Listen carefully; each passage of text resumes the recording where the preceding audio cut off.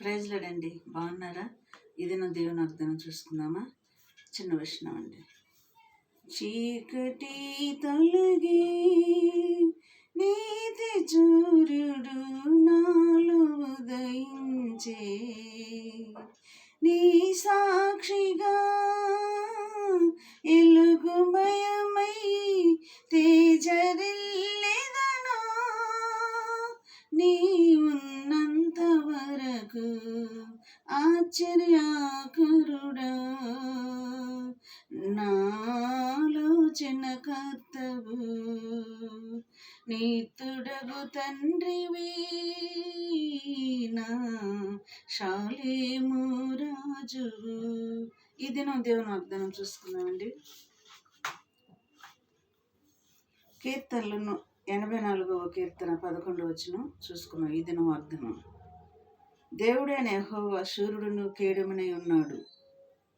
యెహోవా కృపయు ఘనతయు అనుగ్రహించును. కేడెముగా ఉంటాడంట ఆయన, మరి సూర్యుడై ఉన్నాడంట. మరి ఈయన ఎవరికి అలా కృప ఘనత ఇస్తారు? యథార్థమైన హృదయం కలిగిన వారికి ఆయన కేడెముగా ఉంటాడంట, ఆయన శూరుడిగా ఉంటాడంట, వారిని బలపరుస్తూ నడిపిస్తాడంట. యథార్థ హృదయం కలిగిన వారికి ఇవి ఆయన కృపనిస్తాడంట, ఆయన ఘనతను కూడా ఇస్తాడంట. ఈ దినం వాగ్దానం అండి.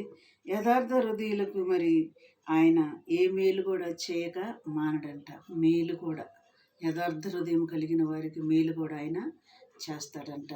ఆయన కేడముగా ఉంటానని చెప్తున్నాడు, ఆయన శూరుడిగా ఉంటానని చెప్తున్నాడు, ఆయన కృపను ఇస్తానంటున్నాడు, ఆయన ఘనతను కూడా మనకి ఇస్తానంటున్నాడండి. ఈ దినం వాగ్దానం అండి.